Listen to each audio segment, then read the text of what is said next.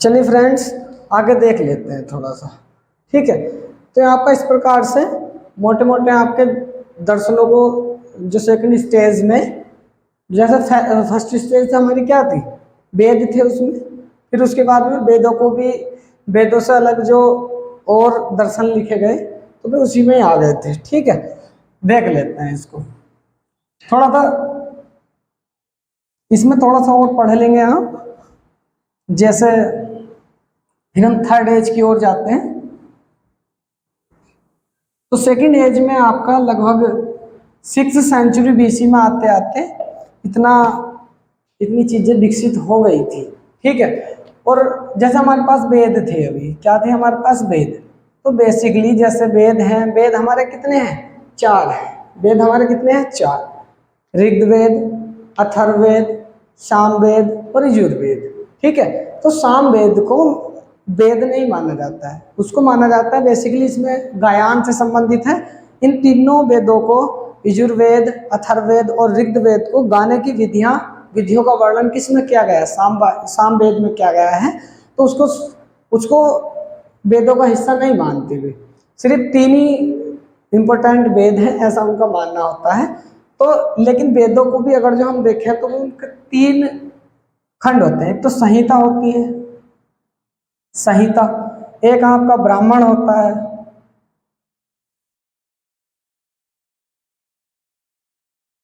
ब्राह्मण, और एक होता है अरण्यक, अरण्यक होता है। ठीक है, संहिता का जो बेसिकली अर्थ है, यानी कि जो वेदों का मंत्र वाला पार्ट है, कौन सा पार्ट है, मंत्र वाला, तो उसको हमारा क्या कहा जाता है, संहिता कहा जाता है, जिसमें आप मंत्र पढ़ते हैं। और वेदों का दूसरा पार्ट जिसमें विधि और विधान लिखा हुआ है, विधि और विधि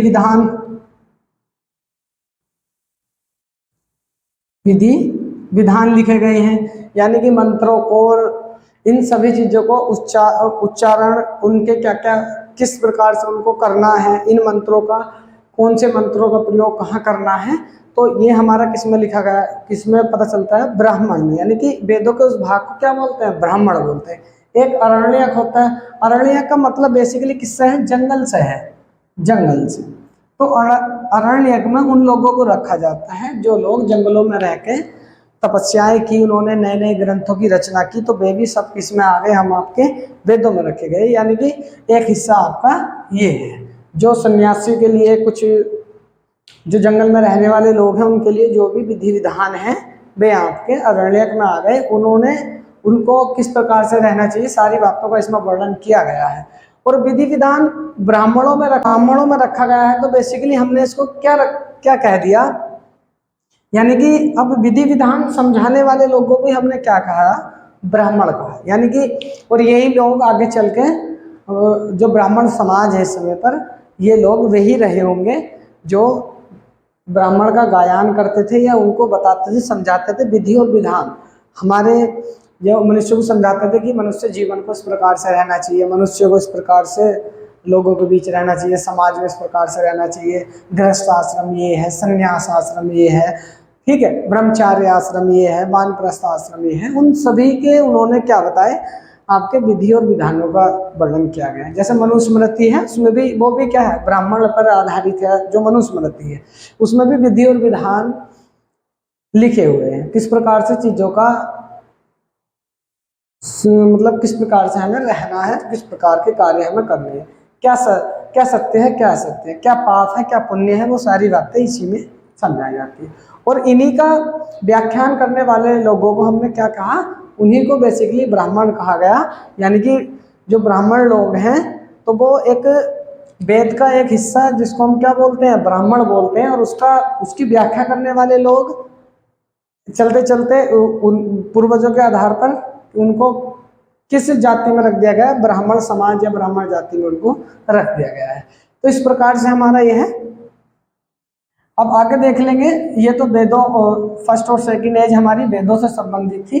अब थर्ड एज में देखते हैं, जो हमारे वेद वगैरह लिखे गए थे और जो हमारे सठ दर्शन, जो बहुत सारे 6th सेंचुरी बीसी में बहुत सारा लिटरेचर इतना लिखा गया है कि वास्तव में अगर जो देखा जाए तो जितना परिवर्तन जब से मनुष्य के इतिहास का पता चलता है आज तक जितना परिवर्तन फिलॉसफी या ज्ञान के क्षेत्र में 6th सेंचुरी बीसी में आया, इतना अभी तक नहीं आया।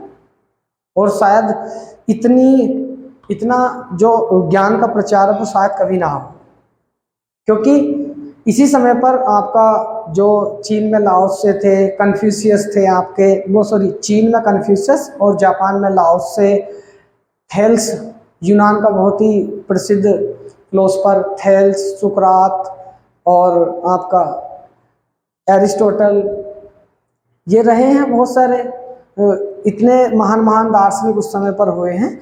और इन्होंने एक न्यूटन, गैलीलियो जैसे व्यक्ति महान फिजिशियन उस समय पर हुए, ठीक है, आइंस्टीन हुए, अल्बर्ट और गैलीलियो वगैरह, न्यूटन है, और भी इस समय पर टेस्ला वगैरह, ये सारे लोग जो हैं उसी समय 6th सेंचुरी बीसी के ही हैं सारे। और ये आते आते आपका 3rd स्टेज में हम पहुंचते हैं। तो 3rd स्टेज को देख लेंगे आप। 3rd स्टेज, अब 3rd स्टेज में क्या हुआ, जो हमारे अभी हम वेदांत लिख चुके हैं, हम उपनिषद लिख चुके हैं, वेदों की व्याख्या, जो वेदों का कंपाइल है वो महर्षि वेद व्यास के द्वारा पहले से ही हो चुका था। तो इन सारी चीज़ों को लिखने के बाद में फिर हमने क्या किया, हमने भाष्य लिखे। भाष्य, देखो भाष्य लिखने का एक कारण ये भी था क्योंकि हमने अधिकतम सांख्य सूत्र या सूत्रों की व्याख्या की है बेसिकली, लेकिन सूत्रों को समझाने के लिए जैसे सांख्य सूत्र है, योग सूत्र था, ठीक है, वेदांत सूत्र है, मीमांसा सूत्र है, न्याय सूत्र, वैशेषिक सूत्र, ये सूत्रों के रूप में लिखे हुए थे। तो इनको समझाने के लिए यानी कि इनका एक्सप्लेनेशन करने के लिए हमने क्या लिखा, भाष्य लिखे। भाष्य को हम देखो इंटरप्रेशन, और इसी को हमारा क्या कहा गया, एक्सप्लेनेशंस भी बोल सकते हैं, यानी कि व्याख्या इनकी की हमने, यानी कि ये क्या थी, सूत्रों की व्याख्या। भाष्य का मतलब क्या थी, सूत्रों की व्याख्या या दर्शन सूत्रों की व्याख्या, दर्शन सूत्रों की व्याख्या था हमारा, ठीक है। तो इसमें आपका इंटरप्रिटेशंस और एक्सप्लेनेशंस हो गई, और इसी को हमारा टीके के नाम से भी जाना जाता था। किस नाम से जाना जाता था, टीका। टीका बेसिकली होता है क्रिटिसिज्म से संबंधित होता है। ये टीका क्या होती है, आलोचनात्मक व्याख्या होती है। ये क्या होती है, आलोचनात्मक व्याख्या, यानी कि जिन चीजों की आलोचना की गई और इसी की वजह से हमारे क्या है, नए नए टीका जो लोगों ने लिखे, जैसे द्वैतवाद आया, द्वैतवाद आया, विशिष्टाद्वैतवाद आया, निम्बार्क ने द्वैतवाद लिखा है, मध्वाचार्य ने फिर द्वैतवाद को प्रोत्साहित किया, ठीक है। इस प्रकार से हमारा क्या हुआ, तो हमारे भाष्य लिखे गए, और भाष्य, इन सभी भाष्य को हमने, ये जो भाष्य लिखे गए हैं इस भाष्य के समूह को हमने क्या रूप दे दिया था, वेदांत। देखो वेदों की अंतिम व्याख्या भी आप बोल सकते हैं। वेदांत को क्या बोल सकते हैं, वेदों की अंतिम व्याख्या, यानी कि वेदों का अंत, वेद प्लस अंत, यानी कि जब वेद लिखे गए थे और उनकी व्याख्याएं की जा रही थी तो उसको हमारा क्या कहा जा रहा था, बेसिकली वेदांत कहा जा रहा था, ठीक है। यानी कि लास्ट इंटरप्रिटेशन चल रही थी, लास्ट भाष्य लिखे जा रहे थे, वेदों को लेकर समझाया जा रहा था, डिबेट चल रही थी कि ये तो ऐसा नहीं है, तो उस बात को अपनी भाषाओं में एक्सप्लेनेशन करके इस बात को लिखवाया जा रहा था और समझाया जा रहा था कि हाँ ये बात ये है, ये बात ऐसा नहीं है जैसे आप समझ रहे हो। जैसे बहुत सारी चीज़ें होती हैं जिनका मीनिंग लोग अपने अनुसार निकाल लेते हैं, और अधिकतम लोग चीज़ों का जो मीनिंग्स है वो अपने अनुसार ही निकालते हैं। वास्तविकता तो यही है, किसी भी चीज़ को सोचने समझने की जो शक्ति है वो लोगों की अपनी खुद की होती है।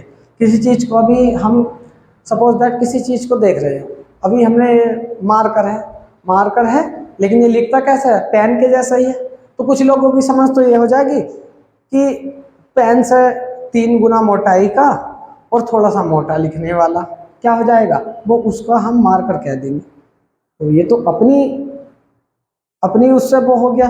या मार्कर को बेसिकली क्या बोल सकते हैं, जो चीज़ें मार्क कर रहा हो, हाईलाइट कर रहा हो तो उसको भी हम मार्कर बोल सकते हैं, ठीक है। तो लेकिन उसको तो फिर लोगों ने कहा नहीं यार इसको मार्कर नहीं बोलेंगे, मार्कर जो पेन की तरह चलेगा बस उससे आकार बड़ा होगा, हाईलाइटर दूसरा रखेंगे जो हाईलाइट करता हो, जो चीज़ों को दिखाता हो। पता चला हमने किसी चीज़ के ऊपर मार्कर से ऐसा कर दिया किसी पेन के लिखे हुए से, तो वो अंदर का तो चमकेगा नहीं, वो सारे को मिटा देगा। तो इसे मार्कर ही रहने दो, उसे हाईलाइटर रखो। फिर उसमें हल्के रंग का प्रयोग किया गया, जैसे लाल काले पीले आपके होते हैं, तो उस लिखाई के ऊपर से आप करते हैं तो उसको दिखा देता है, तो वो हाईलाइटर है। तो इस प्रकार से लोगों की अपनी समझ विकसित होती है और लोग अपने समझ के आधार पर या अपने अनुभवों के आधार पर चीज़ों की व्याख्या करते हैं। और यही आज तक जो दर्शनों में हुआ है वो यही हुआ, लोगों ने अपने हिसाब से उनकी क्या की व्याख्या, ठीक है। और दूसरी जो तीसरी एज और दूसरी एज के बीच में कुछ महिलाएं फिलोसफर भी हुई हैं, जैसे एक मैत्री थी, मैत्री यज्ञवल्क्य ऋषि की पत्नी थी, गार्गी, घासा, ये 3-4 महिलाएं हुई हैं, एक लोपांड्रो भी हुई है। ये 4 महिलाएं उस समय पर बेसिकली फीमेल फिलोसफर थी, ठीक है। आगे देखते हैं थर्ड स्टेज में हमारे जो भाष्य थे उनको क्या लिखा गया, उनको क्या कहा गया, वेदांत कहा गया। भाष्य को इंटरप्रिटेशन भी बोल सकते हैं, एक्सप्लेनेशन भी बोल सकते हैं, टीका भी बोल सकते हैं, आलोचनात्मक व्याख्या, ठीक है। जैसे अगर जो हम बात करें भारतीय दर्शन में, तो एक सार दर्शन संग्रह लिखा हुआ है मध्वाचार्य के द्वारा, ठीक है। उन्होंने द्वैतवाद को द्वारा से लेके आए थे वो, क्योंकि विशिष्टा द्वैतवाद और चैतन्य महाप्रभु ने एक दर्शन दिया था अचिंत्य द्वैतवाद, अचिंत्य द्वैतवाद या फिर भेदा भेद उसी को कहा जाता है। मैंने पहली वीडियो में इनका जिक्र भी किया है, मेरी जो एक वीडियो है खाली जो वेदांत पर बनी हुई है उसको आप देखना, तो उसमें मैंने जिक्र किया है इन चीज़ों का, तो उसमें सिर्फ इसी बात का जिक्र किया गया है। और ऐसे ही आपका रामानुजाचार्य हुए हैं जिन्होंने विशिष्टा द्वैतवाद दिया है, ठीक है। तो उन चीज़ों की जो इंटरप्रिटेशन की गई, तो फिर उसको क्या लिखा है, हम वेदांत के रूप में लिखे गए। अब देखेंगे, अब वेदांत को देख लेंगे, बेसिकली वेदांत को देख लेते हैं। अब वेदांत में भी हमारा क्या हुआ, वेदांत में आपका वेदांत के 2 भाग होंगे, एक तो अद्वैत वेदांत, एक हमने क्या मान लिया, अद्वैत वेदांत। अद्वैत वेदांत, अद्वैत वेदांत के बारे में मैंने पहले भी बताया है, आप वेदांत वाली वीडियो देख सकते हैं, उसमें मैंने इन चीज़ों को डिटेल में प्रोसेस किया है, ठीक है। तो ये आपका लिखा था आदि शंकराचार्य ने, आदि शंकराचार्य या आदि शंकराचार्य भी इनको बोल सकते हैं, या आदि शंकराचार्य। तो इन्होंने द्वैत वेदांत की व्याख्या की, ठीक है। और इन्होंने आत्मा, जगत और ईश्वर की व्याख्या बहुत अच्छे से की है अद्वैत वेदांत में, ठीक है। अद्वैत वेदांत में इन्होंने क्या मानना देख लेते हैं, थोड़ा हल्का हल्का इनके बारे में जान लेंगे। ये बेसिकली मैं इन चीज़ों को डिटेल में पढ़ाऊंगा, लेकिन एक खाका तैयार करने के लिए, एक स्ट्रक्चर तैयार करने के लिए, किस प्रकार से भारतीय दर्शन का उदय हुआ होगा, उस बात को समझने के लिए हम एक नॉर्मल वीडियो बना रहे हैं, ठीक है। तो इसमें इन्होंने कहा कि ब्रह्म सत्य है। ब्रह्म मतलब ब्रह्म सत्य है। ब्रह्म सत्य का मतलब हो गया एक ऐसा रास्ता जो सर्वोच्च है, जिसका ज्ञान हम अपनी इन इंद्रियों द्वारा नहीं कर सकते, जिसका कोई गुण नहीं है, जिसको हम किसी भी प्रमाण से उसकी व्याख्या नहीं कर सकते, ना प्रत्यक्ष प्रमाण से, ना अनुमान प्रमाण से, ना शब्द प्रमाण से। सिर्फ उसको माना गया है शब्दों के प्रमाण के आधार पर कि हाँ गॉड है, उसी को हमारा ब्रह्म कहा गया है, कि ब्रह्म भी सत्य है और जगत भी सत्य है, और क्या हमारा जगत भी सत्य है, जगत भी सत्य है, और ईश्वर भी सत्य है, ईश्वर भी सत्य है। और ईश्वर भी सत्य है की बात इसमें बताई गई कि ईश्वर भी सत्य है, जगत भी सत्य है और ब्रह्म भी सत्य है।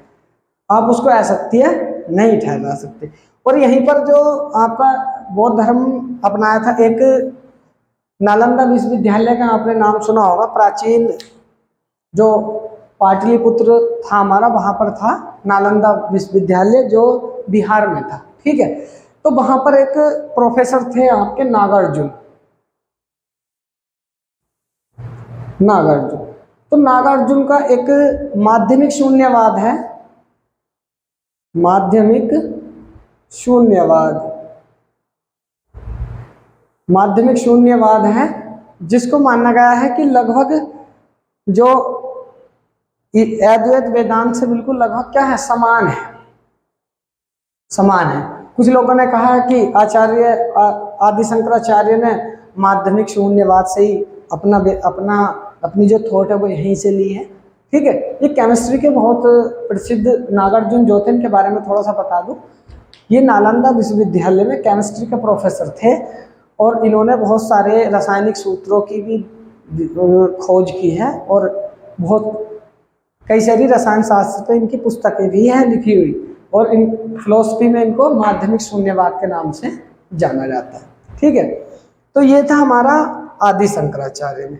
अब देखो, ये तो था हमारा अद्वैत वेदांत जो इन्होंने चलाया था, यानी कि वेद जो वेदांत था वो क्या था हमारा, आपका अद्वैत वेदांत था। और दूसरा भाग था आपका वैष्णव वेदांत,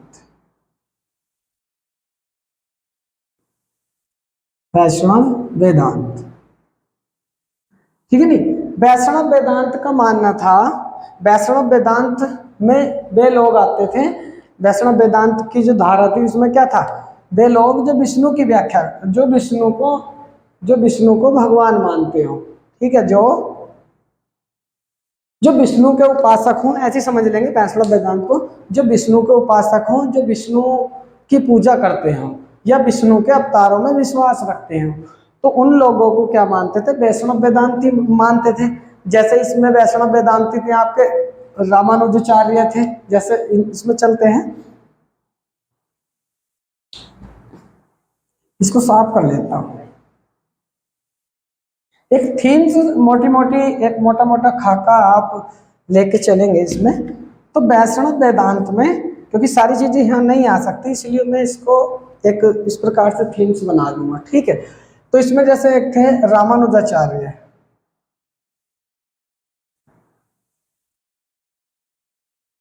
यानी कि रामानुज आचार्य।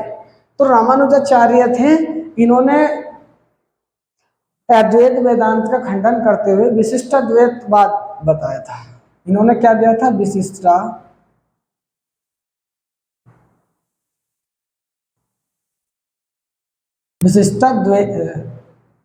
द्वैतवाद, ठीक है। इन्होंने क्या दिया था, विशिष्ट द्वैतवाद का सिद्धांत दिया था रामानुजाचार्य ने, ठीक है। इनसे रिलेटिव एक बात और बता देता हूं मैं, इन्हीं रामानुजाचार्य के एक शिष्य थे रामानंद, इन्हीं के शिष्य कौन थे, रामानंद,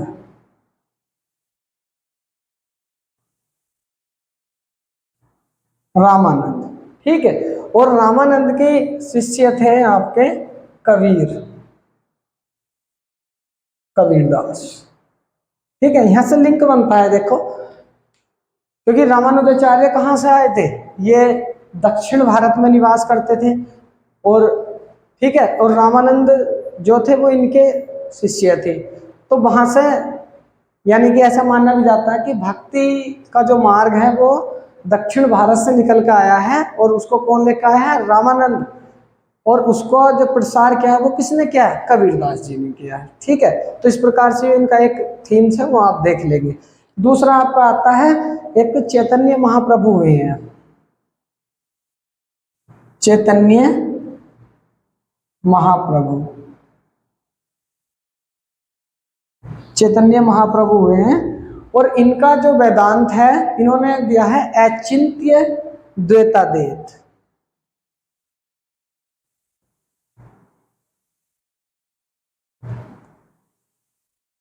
द्वैताद्वैतवाद, या वेदांत भी बोल सकते हैं, या द्वैताद्वैतवाद, या इसी को हम भेदाभेद के नाम से भी जानते हैं, भेदाभेद, भेद वेदांत, ठीक है, चैतन्य महाप्रभु। तो ये भी आपके किसके थे? वैष्णव।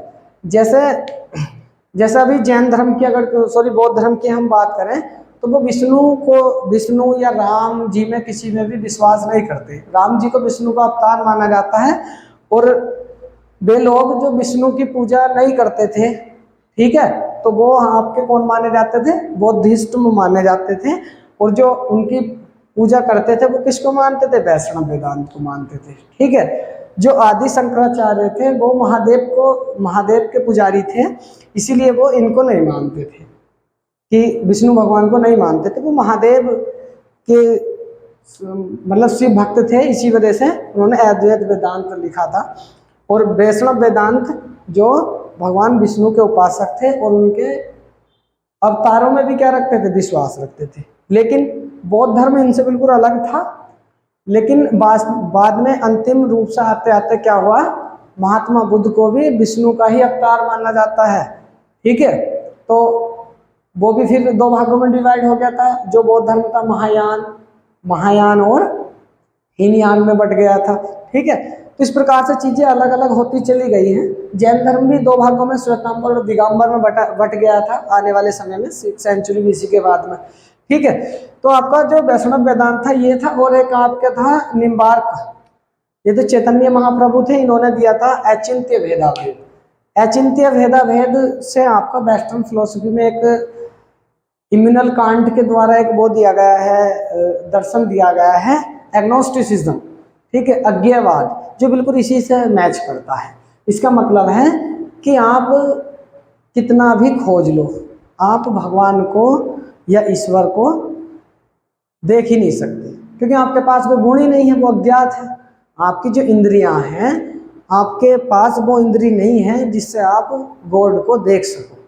ठीक है, उन लोगों ने उसी इंद्री को मोक्ष और कैवल्य और निर्वाण, अपवर्ग, इन्हीं के नाम वहाँ पर दिए गए हैं कि इसके बाद में आप पूरे शरीर नष्ट होने के बाद में कॉन्शियसनेस की दृष्टि से आपकी एक इंद्री का निर्माण होता है जो गॉड को या परम ब्रह्म को या ब्रह्म को प्राप्त हो जाती है। ठीक है, ऐसी मान्यताएं भारतीय दर्शन में हैं। ऐसी एक थे आपके माधवाचार्य। तो माधवाचार्य ने आपका द्वैतवाद लिखा है। ये अद्वैत वेदांत का खंडन करते हैं ये भी, और ये द्वैतवाद को प्रोत्साहन देते हैं द्वारा से। ठीक है नहीं, द्वैतवाद यानी कि डबलिज्म का मतलब है जहां दो सत्य हो। ठीक है, डबलिज्म का मतलब दो सत्य का मतलब है निमित्त कारक और अपादान कारक, जिनकी व्याख्या मैं सांख्य सूत्र में कर चुका हूं। ठीक है, तो इसी के आधार पर ये हमारा होता है। अब इसी के चलते आपका थर्ड स्टेज में हम 6th सेंचुरी बीसी तक, बीसी के लास्ट से 19th सेंचुरी तक पहुंच जाते हैं। ये सारा लिटरेचर उसी समय का है, 6th सेंचुरी बीसी का ही। अब इसमें इसी के चलते चलते आपका एक धर्म होता है सिख धर्म। ठीक है, सिख धर्म, ठीक है नहीं, सिखिज्म। ठीक है नहीं, यह सिख दर्शन के नाम से भी जानते हैं इसको, सिख दर्शन के प्रवर्तक कौन माने जाते हैं? बेसिकली आपके गुरु नानक देव, गुरु नानक देव। ठीक है, और इन्होंने एक ग्रंथ भी लिखा था, बता देता हूं यही, गुरु ग्रंथ साहिब,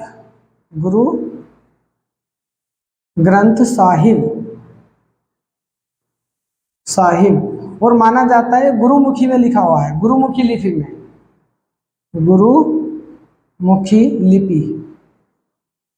गुरुमुखी लिपि का मतलब है वो भाषा जो गुरु के मुख से निकली है, उसमें क्या लिखा गया है? गुरु ग्रंथ साहिब लिखा गया है, जिसमें रामायण के कुछ भजन, गुरु ग्रंथ साहिब में रामायण के कुछ भजनों को रखा गया है। ठीक है, और उनके खुद के और कबीरदास और रैदास आदि के भी बहुत सारे जो गीत हैं उसमें रखे गए हैं गुरु ग्रंथ साहिब में। ठीक है, तो ये तो था आपका गुरु ग्रंथ साहिब जो सिख धर्म था। और इसके बाद में आते आते सिख ये 19th सेंचुरी में आपका 19 सेंचुरी 19 to 20 सेंचुरी में बीसी, ठीक है नहीं, इतनी सेंचुरी में, ये तो सेंचुरी बीसी नहीं, सेंचुरी बस, ठीक है। इसमें आपका एक हुआ यानी कि रेनेसा आया। रेनेसा मतलब पुनर्जागरण, इसमें पुनर्जागरण हुआ। पुनर्जागरण से मतलब समझ लेंगे, पुनर्जागरण का मतलब है पुनः जागना। पुनः जागना मतलब जो चीजें हमारी पहले, पुनर्जागरण का मतलब होता है दोबारा से जागना, यानी कि जो चीजें पहले लिखी गई थी उन सभी की दोबारा से व्याख्या की गई और नई नई चीजों का विकास किया गया आपका रेनेसा में। रेनेसा यानी कि 19 सेंचुरी से 20 सेंचुरी के बीच में, ठीक है, आपका पुनर्जागरण का समय हुआ और नई नई चीजों का क्या हुआ, विकास।